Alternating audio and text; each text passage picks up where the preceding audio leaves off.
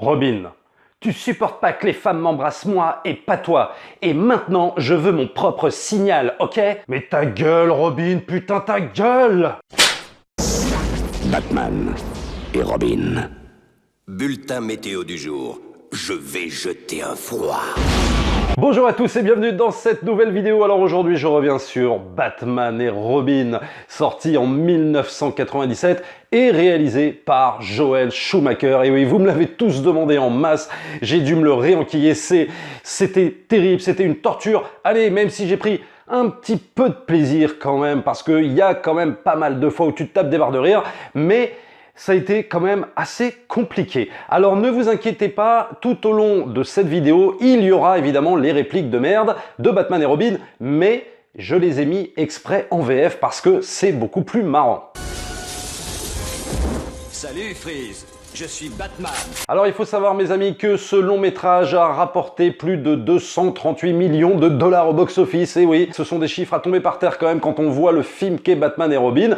C'est un film qui a coûté à peu près 120 millions. Donc je crois qu'il a rapporté autant qu'à Batman Forever. Donc clairement ça a été un bon succès. Et maintenant, et le dire, c'est enfoncer une porte ouverte bien évidemment. Mais Joel Schumacher a voulu, en tout cas il l'a dit je crois bien après, il a voulu faire un film hommage finalement à la série des années 60. Et là on voit que c'est clairement assumé. Ce n'était pas forcément vendu comme tel. Freeze, t'es givré. Et d'ailleurs des années plus tard, Joel Schumacher va s'excuser d'avoir tué le mythe Batman pendant des années jusqu'à ce que Nolan le reboot avec Batman Begins. Et là je voudrais juste m'attarder un petit peu sur ce point parce qu'il faut bien se remettre dans le contexte de 1997 et il me semble honnêtement que ce n'était pas une évidence de savoir que Batman et Robin allaient être à ce point un hommage à la série des années 60, allait être à ce point en fait un pastiche de Batman. On pensait tous à l'époque que ça allait être une espèce de continuité en fait de Batman Forever, c'était ça qui était important. Et d'ailleurs, si on voit le trailer en VF, Hé Freeze, alors ça chauffe.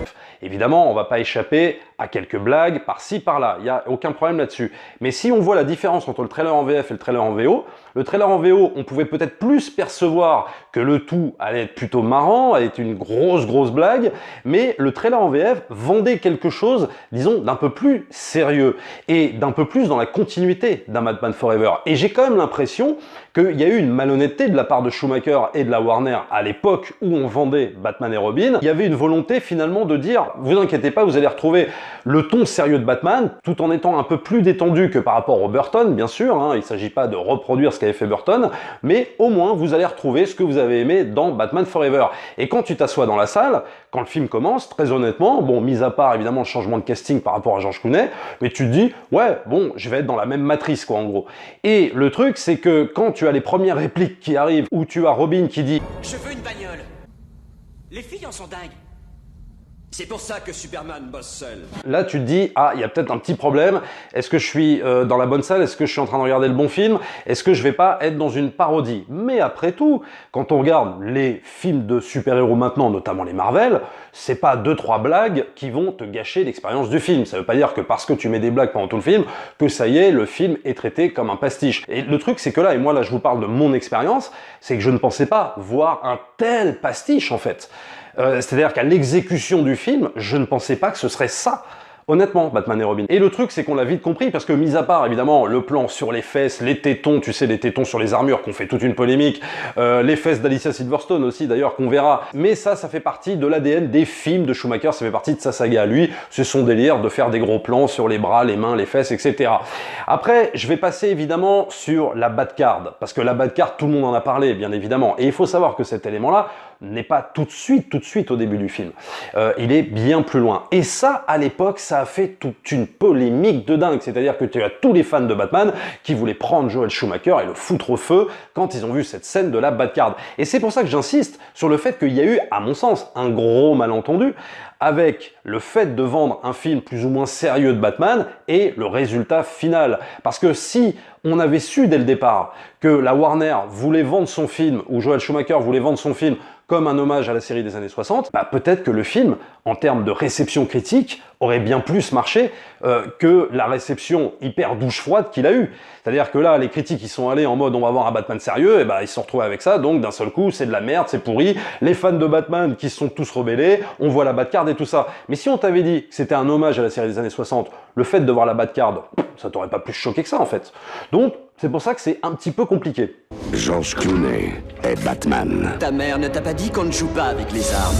Alors après, sur les réals, j'ai pas grand chose à dire. Pour moi, c'est un peu la continuité d'un Batman Forever. Je suis plus impressionné, évidemment, par le ton sombre, bien plus sur la réalisation, sur la production design et même sur certains CGI. Je suis plus convaincu par Batman Forever, bien entendu. Mais on va dire qu'à part les faux raccords et quelques trucs à la con dans Batman et Robin, il n'y a rien qui va me choquer en termes de mise en scène. Pour moi, on est exactement dans la continuité. Par contre, il faut parler, bien évidemment, de l'erreur de casting monumentale.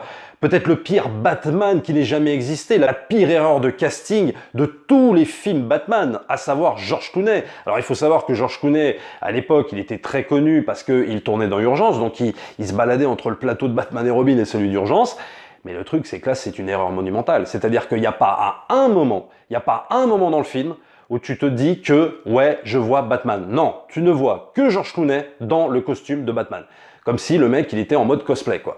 Et pas un moment, le mec s'est dit, peut-être que Bruce Wayne, il est un peu torturé quand même, parce que c'est un peu l'ADN du personnage de Bruce Wayne. Alors ok, il est milliardaire, il est beau gosse, il est charmant, mais il est aussi torturé quand il est dans son manoir et tout ça, enfin je sais pas.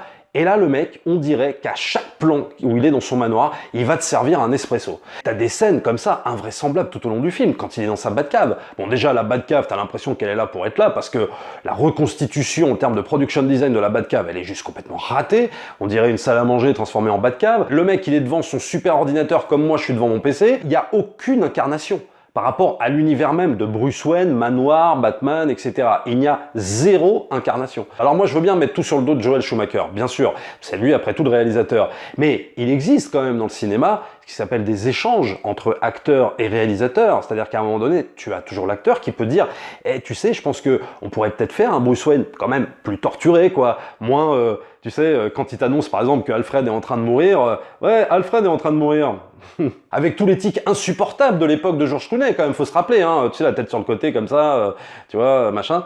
Et c'est juste pas possible, ça. Je veux dire, même quand il s'adresse à Robin, non, tu dois canaliser tes émotions, Robin, tu te laisses trop avoir par Poison Ivy, ce n'est pas bien. Mais il y a un moment donné, je caricature même plus, quoi. C'est exactement ça. C'est exactement ce qui se passe dans Batman et Robin. À cause de la non-incarnation de Bruce Wayne par George Clooney, quoi. C'est une catastrophe, George Clooney dans ce rôle, vraiment. Et d'ailleurs, il va s'excuser des années après, aux côtés de Schumacher, d'avoir ruiné le personnage de Batman. Mais je vais vous dire, je pense qu'il a entièrement raison de s'être excusé. Au moins, c'est une preuve d'humilité. Et le mec s'est rendu compte de ce qu'il a fait. Parce que quand tu lis le scénario, tu peux pas forcément savoir, si tu veux, la direction artistique que va prendre le film. Mais à partir du moment où tu as un Schumacher qui va te l'expliquer, parce que tu vas pas me faire croire que Schumacher, au dernier moment, il a pris tout le monde en traître, il a dit « Eh, au fait, ça y est, on va faire une parodie de la série des années 60. » Non, il a annoncé la couleur dès le début à toute son équipe technique, c'est pas possible autrement. Donc toi, en tant que George Clooney, tu sais ce qu'il va faire. Donc c'est à toi, à la limite, de refuser le rôle. Mais tu comprends, à l'époque, George Clooney, c'est comme s'il démarrait un petit peu, quoi. Disons que, il s'est dit, tiens, je vais faire un Batman et tout ça. Et je pense qu'il s'est rendu compte de la catastrophe, mais que, il a porté le projet également, quoi. Et quelque part, il a fait ce film-là. Donc pour moi, oui, il a eu raison de s'excuser. C'est-à-dire que même un Chris O'Donnell, le truc, c'est qu'il se donne à fond dans son rôle de Robin. Que tu le veuilles ou non. C'est-à-dire que, je parle pas du personnage et je vais y venir, mais je parle de la prestation de Chris O'Donnell. Le mec, il fait ce qu'il peut avec le personnage de Robin, avec les lignes de dialogue de merde qu'on lui donne. Il est obligé de composer son truc. Et il se donne à fond. À l'inverse d'un George Clooney qui, lui, on sait pas ce qu'il fout dans ce film, quoi. Il est totalement largué. Un défi colossal pour nos héros en noir. Et si je reviens juste 2 minutes sur le personnage de Batman, la question morale de Batman dans Batman et Robin, la question morale n'est même pas de se dire est-ce que je suis pas un peu timbré, quelle responsabilité j'ai en tant que super-héros sur la société de Gotham. Non, là, la question morale de Batman, c'est est-ce que je suis pas trop autoritaire avec Robin? Waouh, super. Et là, évidemment, la transition est toute trouvée parce que Robin, véritable tête à claque, mais alors là, on passe un niveau de tête à claque impressionnant qu'on avait déjà un peu dans Batman Forever, et j'en avais parlé dans la vidéo. Mais là, on passe un cap au-dessus encore. C'est-à-dire que là, il est question finalement d'émancipation en fait de Robin par rapport à Batman. Ce qui aurait pu être extrêmement intéressant. Bien traité. Mais là, c'est juste une catastrophe. C'est-à-dire que les lignes de dialogue, c'est « Ouais, parce que moi, les femmes, elles te veulent toi, elles me veulent pas moi, et que Poison Ivy, moi, je la kiffe. » Quand ils se laissent tous les deux embobinés par Poison Ivy et son plan machiavélique de ça, de faire tomber amoureux, je sais pas quoi. « Ouais, bah Poison Ivy, elle m'aime et elle t'aime pas toi, et puis de toute façon, j'en ai marre qu'on dise Batman et Robin, et je veux qu'on dise Robin et Batman maintenant, quoi. » Et en fait, tout le personnage de Robin, par rapport à sa fameuse émancipation, il n'est que ça en termes de dialogue. C'est une catastrophe, mais vraiment. Et donc, ce qui fait que le personnage de Robin perd mais tout son intérêt, à la limite le petit intérêt qu'on pouvait avoir pour lui dans Batman Forever, qui était à peu près bien traité, là, on le lâche complètement, on n'en peut plus, on en a marre. Les réactions de Bruce Wayne par rapport au petit pétage de câble d'école maternelle de Robin, c'est à mourir de rire également, quoi. Mais tu sais, tu dois contenir tes émotions, tu ne dois pas te laisser avoir par Poison Ivy. Et là, tu fais non, les mecs, putain, non, quoi, c'est pas possible. Alors, évidemment, maintenant, ça nous paraît évident tout ça, et ça nous fait rire, bien sûr, ça nous fait marrer. Parce qu'on sait ce que c'est Batman et Robin. Mais je peux te dire qu'à l'époque, en 97, quand tu voyais ça, mais ton siège, tu te liquéfiais dans ton siège. Tu n'arrivais pas à croire ce que tu voyais. Et après, c'est que quand tu sors de la salle, tu te dis, ok, je suis allé voir un pastiche, quoi, mais c'est tellement pas ce que je voulais voir, en fait. Dis-le-moi et je t'embrasserai. Uma Thurman et Poison Ivy. Embrasse-moi et je te le dirai. C'est pour... Alors il y a quelque chose aussi d'intéressant dans Batman et Robin, c'est l'image des femmes, la façon dont on va traiter un peu l'image des femmes, notamment par rapport au personnage de Poison Ivy. Alors je râlais évidemment dans la précédente vidéo où je disais qu'il n'y avait pas d'origin story. Alors là pour le coup on va en avoir un petit peu. Alors après c'est pas super bien traité bien sûr, mais on va avoir un petit peu l'origin story de Poison Ivy, celle un petit peu de Mr. Freeze également. Et ce qui est intéressant chez Poison Ivy, c'est que ça va être un certain type de femme en opposition à Batgirl qui va être un autre type de femme. Et le truc c'est que Poison Ivy est super sexy, bon même si il y a un moment donné dans le film elle a un costume alors digne de la série des années 60 qui est juste mais ni fait ni à faire, mais disons que ce qui va être intéressant c'est la courte opposition qu'il va y avoir entre elle et Batgirl, et en gros comme quoi Schumacher était là pour le coup, un petit peu en avance sur son temps par rapport à l'archétype en fait de super-héroïne qu'on va voir maintenant au cinéma.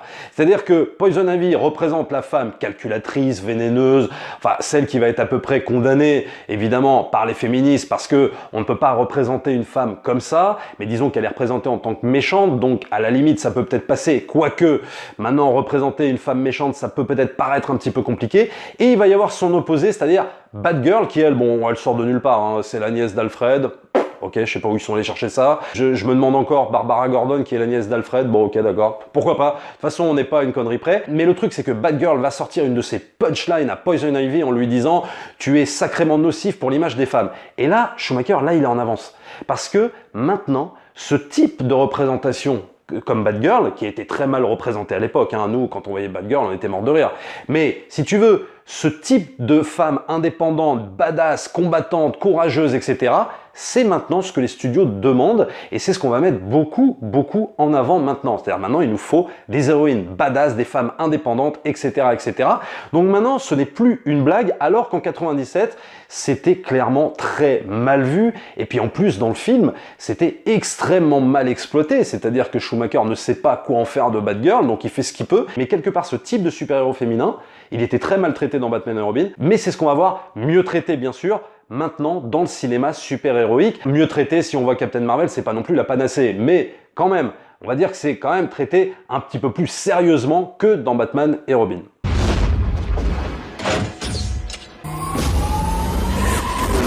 Je vais passer sur Bane, hein, parce que vraiment ça n'a aucun intérêt. Moi, Bane, je préfère m'en souvenir dans The Dark Knight Rises, hein, ne m'en voulez pas, mais vraiment Bane, c'est l'archétype du personnage qui a aucun intérêt dans Batman et Robin. Et il faut finir évidemment sur Mr. Freeze, interprété par Schwarzenegger. Arnold Schwarzenegger et Monsieur Freeze. Et là, j'ai envie de te dire que le film aurait pu être vachement plus intéressant que ce qu'on a vu en résultat final. Alors évidemment, je vais passer sur toutes les punchlines maintenant qui nous font rire de Mr. Freeze. Ne compte pas me mettre au frais et toutes ces conneries. Bon, mais le truc, ce qui aurait pu être intéressant, c'est son arc narratif. C'est-à-dire que, en fait, il a une quête, Mr. Freeze, au sein de Batman et Robin, qui est vachement bien, qui est louable. Qui est même intéressante, parce que ça te permet du coup de voir son passé avec sa femme, il veut sauver sa femme, et puis dans certaines scènes, tu as carrément presque un peu d'émotion. Quand il se souvient de sa femme, tu as des gros plans sur les yeux de Schwarzenegger qui se ferment comme ça, et t'as là une impression de Schumacher qui a envie d'y croire à son histoire. Peut-être que Schumacher va aller dans quelque chose de vachement dramatique en fait, et ça pourrait être intéressant. Et d'un seul coup, la scène d'après, tu vois Mr. Freeze assis dans son canapé, cigare à la main, ses chaussons, et en train de dire « je ne veux pas qu'on me dérange pendant le film » ou je sais pas quoi, enfin bon, des scènes mais ni fait ni à faire. Et le truc, c'est que c'est tellement dommage, parce que tu as aussi la rédemption de Mr. Freeze, qui est un petit peu traitée. Alors, elle est un peu traitée de manière très superficielle, mais quand même, c'est lui qui va finalement guérir Alfred. Tu vois, il y a une volonté d'être dramatique dans Batman et Robin, attention, et ça c'est peut-être justement grâce au scénariste. Et va savoir si c'est pas Schumacher qui a pris le scénario, qui s'est dit « oh non, vas-y, c'est trop dramatique ». Moi, je vais faire mon hommage pastiche marrant à la série des années 60. Donc on peut pas rester dans ce ton dramatique, parce que quand tu vois le personnage d'Alfred qui va mourir, etc., tout ça est traité d'une manière... dramatique, c'est un bien grand mot, attention, mais de manière assez sérieuse dans le film. Mais le truc, c'est que tout ça ne va clairement pas au bout. Il va pas au bout de son ambition dramatique. Mais quelque part, est-ce qu'il en a envie? C'est ça, la question qu'on peut se poser avec Schumacher par rapport à Batman et Robin. Mais c'est tellement dommage, parce que tu as des scènes hyper touchantes avec Mr. Freeze, mais assez superficielles, quoi. Et c'est tellement dommage. Alors il faut savoir que la Warner voulait confier un 5e épisode à Joel Schumacher quand même, un 5e Batman, toujours avec George Clooney, toujours avec Chris O'Donnell. Je crois qu'ils voulaient rajouter Nicolas Cage en épouvantail, et ils avaient même recontacté Jack Nicholson pour reprendre son rôle du Joker, et qu'on aurait mis à côté d'une Harley Quinn. Je te laisse imaginer ce que tout ça aurait fait dans les mains de Schumacher s'il avait continué dans sa ligne éditoriale de faire de la pantalonnade comme il avait commencé avec Forever et comme il continuera et qu'il enfoncera le clou avec Batman et Robin. Je te laisse imaginer le résultat. Ça aurait été... voilà quoi, ça aurait été une catastrophe. Mais là, peut-être qu'il n'aurait pas pu vendre le truc autrement. C'est-à-dire qu'il nous aurait moins eu. Il n'y aurait pas eu une tromperie sur la marchandise. Là, on aurait su que ça allait être complètement un hommage, encore une fois, à la série des années 60. Et à la limite, on y serait allé dans cet état d'esprit. Et ça aurait peut-être pu le faire. Mais évidemment, vu la mauvaise réception critique de Batman et Robin, bah Warner s'est un petit peu rétracté. Alors, ce qui est assez étrange, parce que finalement, le film a quand même bien marché au box-office. Mais Warner a décidé d'arrêter les frais après Batman et Robin, et il faudra 8 ou 9 ans pour que Nolan arrive avec Batman Begins, qui n'a plus rien à voir avec l'univers de Batman traité façon Schumacher. Voilà tout ce que je pouvais vous dire sur ce fameux Batman et Robin. Désolé de ne pas avoir parlé absolument de tout, mais évidemment, il y a plein d'autres choses dans ce Batman et Robin qu'on peut relever, que maintenant, évidemment, on voit au millième degré et ça nous fait marrer. Mais je peux vous dire qu'à l'époque, en 97, dans une salle de cinéma, eh ben, tu passais pas un bon moment, et je vais te dire même, c'était même pas très drôle, parce que tu avais vraiment l'impression de te faire enfler, en fait. C'est-à-dire que s'il y avait des moments où tu vas faire « Oh, ah, oula, qu'est-ce que c'est que ça ?» et peut-être des moments où tu pouvais sourire parce que tu trouvais ça tellement ridicule. « Salut, Freeze, je suis Batman !» Tu vois, quand tu vois ça, c'est juste pas possible. Mais le truc, c'est que tu avais vraiment cette impression de te faire arnaquer, et donc tu riais pas beaucoup. Et c'est après, en le revoyant en vidéo et tout ça, où tu te dis « Oh, quelle rigolade quand même !» Tu peux pas t'empêcher maintenant de te marrer devant Batman et Robin. Et à la limite, il faut vraiment le regarder dans cette optique-là. Abonnez-vous à la chaîne, likez, partagez bien sûr. N'oubliez pas de vous rendre sur le lien Utip pour soutenir la chaîne, c'est toujours très important. Et nous, on se retrouve très vite pour une prochaine vidéo. Ciao!